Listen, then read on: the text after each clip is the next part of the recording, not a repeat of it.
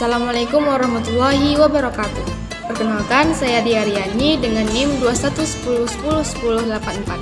Nah, kali ini saya akan menyelesaikan tugas ujian akhir semester saya dengan mata kuliah Sejarah Peradaban Islam.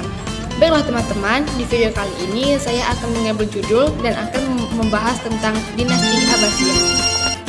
Kita tahu bahwa dunia modern saat ini dikuasai oleh negara-negara barat, mulai dari ekonomi, teknologi, maupun sosial budaya. Tapi, tahukah kalian bahwasannya sebelum mereka berdaya seperti saat ini, dunia Islamlah yang mempengaruhi dunia. Siapa mereka? Nah, ya, pelakunya adalah Daulah Abbasiyah, atau yang biasa kita sebut dengan dinasti Abbasiyah. Siapa sih mereka? Apa yang membuat mereka dianggap mampu mempengaruhi dunia? Simak terus video berikut ini. Dinasti Abbasiyah merupakan dinasti Islam yang menggantikan dinasti Umayyah. Di bawah kekuasaan dinasti Abbasiyah, Islam mampu mencapai masa keemasannya melebihi pencapaian dinasti Umayyah. Tidak heran lagi jika gemilang yang dicapai dinasti Abbasiyah tidak dapat ditandingi oleh dinasti-dinasti Islam lainnya.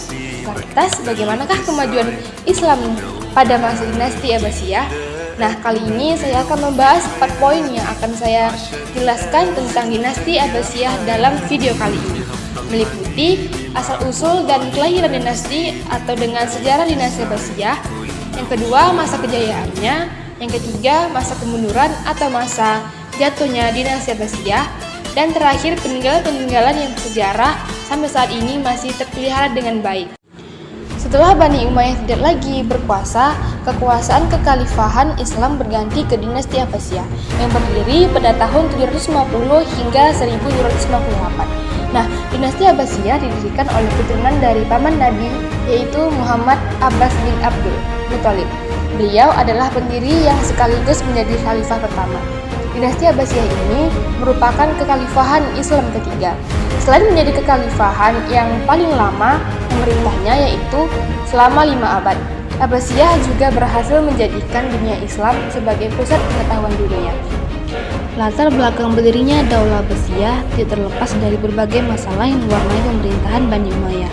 Sejak berdirinya dinasti Umayyah, kelompok Muslim Syiah telah memberontak karena merasa hak mereka terhadap kekuasaan dirampok oleh Muawiyah dan keturunannya. Begitu pula dengan kelompok Khawarij yang juga merasa bahwa hak politik tidak dapat dimonopoli oleh keturunan tertentu, tetapi hak setiap muslim. Masalah itu terus memburuk hingga pada pertengahan abad ke-8. Banyak umat yang tidak lagi mendukung Bani Umayyah, yang dinilai korup, sekuler, dan memihak sebagian kelompok. Kelompok lain yang sangat membenci kekuasaan dinasti Umayyah adalah Mawali, yaitu orang-orang Muslim dan Arab. Mereka yang kebanyakan dari Persia ini merasa tidak diperlakukan setara dengan orang Arab karena diberi beban pajak lebih tinggi. Keadaan pun semakin diperburuk oleh perang saudara antara sesama Bani Umayyah yang oleh masyarakat telah dicap bermoral buruk. Setelah saya jelaskan sejarah berdirinya dinasti Abbasiyah tadi, berikutnya saya akan masuk ke pembahasan masa pemerintahan dan puncak keemasannya. Nah, selama masa pemerintahannya, kekhalifahan Abbasiyah ini menerapkan pola-pola pemerintahan yang berbeda-beda sesuai perubahan, yaitu politik, sosial, dan budaya. Kekuasaan dinasti Abbasiyah ini berlangsung selama 5 abad, yakni dari tahun 132 Hijriah sampai 656 Hijriah. Nah, para ahli biasanya membagi masa pemerintahan ini menjadi 5 periode, yaitu saya akan jelaskan berikutnya. Periode pertama itu dimulai dari 750 Masehi sampai 847 Masehi, disebut dengan periode pengaruh Persia pertama. Periode kedua itu dimulai dari 840 Masehi sampai 945 Masehi. Ini disebut dengan periode pengaruh Turki pertama. Yang ketiga yaitu periode ketiga 945 Masehi sampai 1555 Masehi. Masa kekuasaan dinasti Bani Umayyah dalam pemerintahan Khilafah Abbasiyah disebut juga dengan masa pengaruh Persia kedua. Periode keempat itu dimulai dari 1565 Masehi sampai 1194 Masehi, masa kekuasaan Daulah Bani Seljuk dalam pemerintahan Khilafah Abbasiyah, disebut juga dengan masa pengaruh Turki kedua. Yang terakhir yaitu periode kelima, dimulai dari 1194 Masehi sampai 1258 Masehi, masa Khalifah bebas dari pengaruh dinasti lain, tetapi kekuasaannya hanya efektif di sekitar Baghdad dan diakhiri oleh invasi dari bangsa Mongol.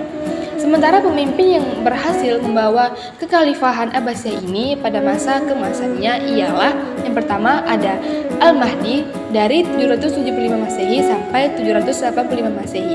Yang kedua ada Al-Hadi 775 sampai 786. Yang ketiga ada Harun ar-Rasyid 786 sampai 809. Yang keempat Al-Ma'mun 813 sampai 833. Yang terakhir ada Mutawakil 847 sampai 861. Pada masa kepemimpinan Al-Mahdi, perekonomian mulai meningkat, utamanya peningkatan di sektor pertanian melalui irigasi dan peningkatan hasil pertambangan seperti perak, emas, tembaga, dan besi. Selain itu, para pedagang yang transit dari timur dan barat juga banyak membawa kekayaan. Pada masa Khalifah Harun ar-Rasyid dan putranya Al-Ma'mun, kekayaan negara banyak dimanfaatkan untuk keperluan sosial, seperti mendirikan rumah sakit, lembaga pendidikan, dokter, dan farmasi. Selama pemerintahannya, Bani Abbasiyah berhasil mengkonsolidasikan kepada kepemimpinan gaya Islam dan menyuburkan ilmu pengetahuan. Faktor yang paling utama penyebab tumbuhnya peradaban ilmu pengetahuan pada dinasti Abbasiyah ini adalah didirikannya tempat-tempat pendidikan seperti akademi dan perpustakaan. Nah, pada masa itu, perpustakaan berperan layaknya universitas pada zaman sekarang.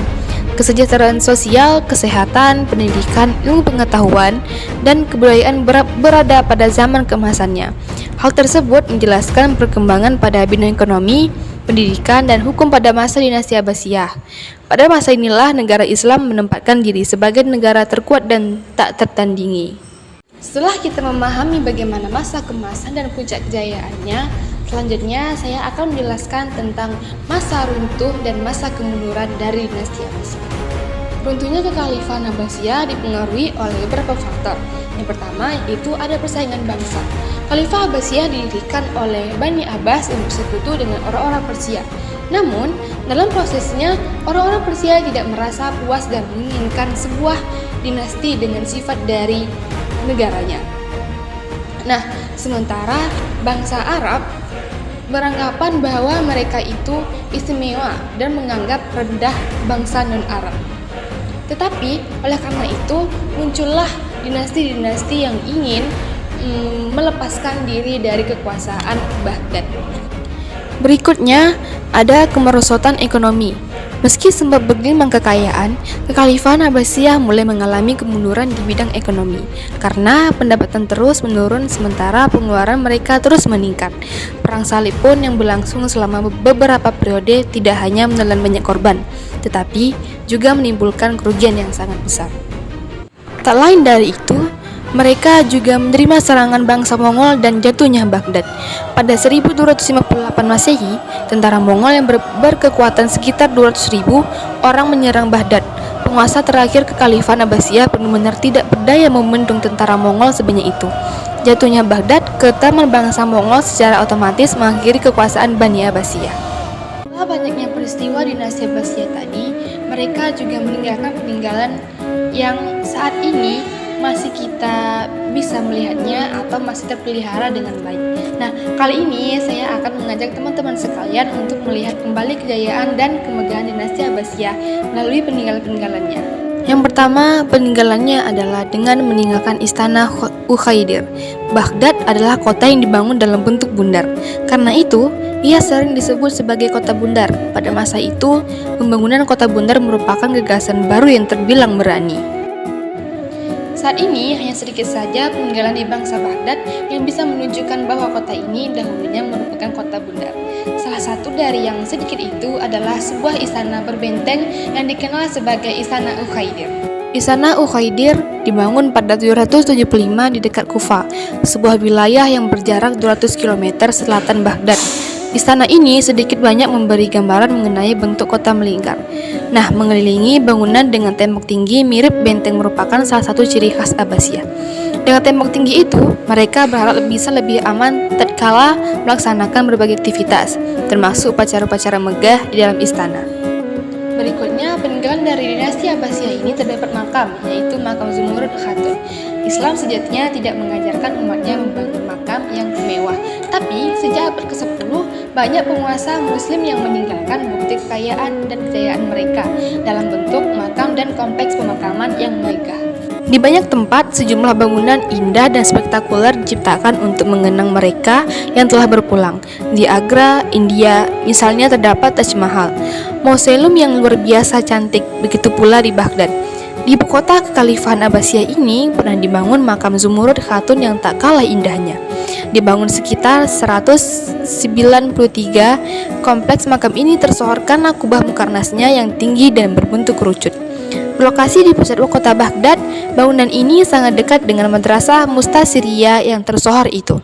Sesuai dengan namanya, bangunan ini didirikan oleh Zumurud Khatun, ibunda dari Khalifah An-Nasir Lidinillah. Ia adalah Khalifah Bani Abbasiyah ke-34 pada tahun 1180 Masehi sampai 1225 Masehi. Kompleks makam ini pernah beberapa kali dipugar, antara lain pada tahun 1590 Masehi oleh negarawan Turki Utsmani, Cigalazade Sinan Pasha, dan 1969 Masehi oleh Badan Wakaf Irak. Selain mereka meninggalkan istana dan makam, mereka juga meninggalkan Masjid Agung, yaitu dengan nama Samarra.